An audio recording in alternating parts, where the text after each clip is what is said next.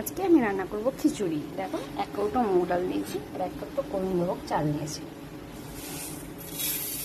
ডালটা ভেজে নেব, ভেজে নিয়ে ডালটা সেদ্ধ বসাবো। ভালো করে বেছে নিয়েছি ডালটা, যাতে কাকড় মাকড় এর মধ্যেই যাতে কোনো মুসুর ডাল না থাকে, কেননা নিরামিষ তো আজকে শনিবার, অনেকদিন পর শনিবারে নিরামিষ খাচ্ছি। তখন তো আর কি মাছেরাম শনিবারে খিচুড়ি খাওয়া খুব ভালো, বাড়ির পক্ষে খুব ভালো হয়। আজকে আমি রান্না করব খিচুড়ি। দেখো, 1 কৌটো মুগ ডাল নিয়েছি আর 1 কৌটো গোবিন্দভোগ চাল নিয়েছি। ডালটা ভেজে নেব, ভেজে নিয়ে ডালটা সেদ্ধ বসাবো। ভালো করে বেছে নিয়েছি ডালটা, যাতে কাকড় মাকড় এর মধ্যেই যাতে কোনো মুসুর ডাল না থাকে, কেননা নিরামিষ তো আজকে শনিবার, অনেকদিন পর শনিবারে নিরামিষ খাচ্ছি। তখন তো আর কি মাছেরাম শনিবারে খিচুড়ি খাওয়া খুব ভালো, বাড়ির পক্ষে খুব ভালো হয়।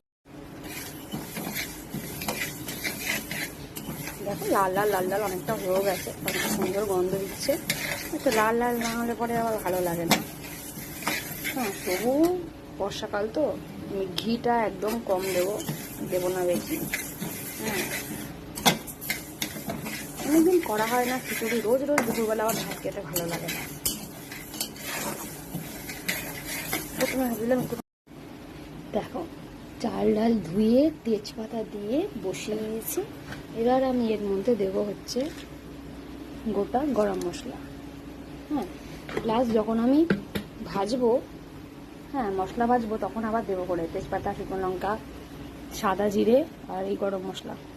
চলো এটা হোক, আমি এবার আলু কাটি, ঠিক আছে? দেখো, আলুর দম, খিচুড়িও হয়ে গেছে, শুধু ফোড়নটা দেবো। সব হয়ে গেছে, ভালো করে ফুটে গেছে। এবার দেবো হচ্ছে এটা নামিয়ে ফোড়ন।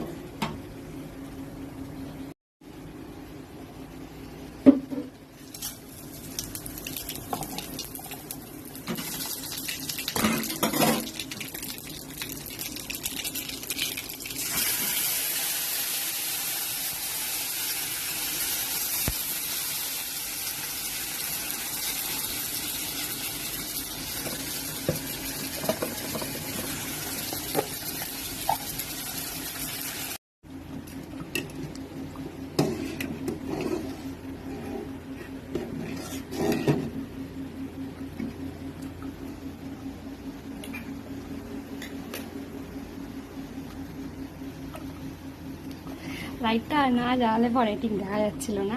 আমার অভ্যাসে গেছে এরকম করে রান্না করা, খুব একটা অসুবিধা হয় না। দেখো, কমপ্লিট। আর এই যে আলুর দমটা খুব সুন্দর হয়েছে। মানে চলো তোমাদেরকে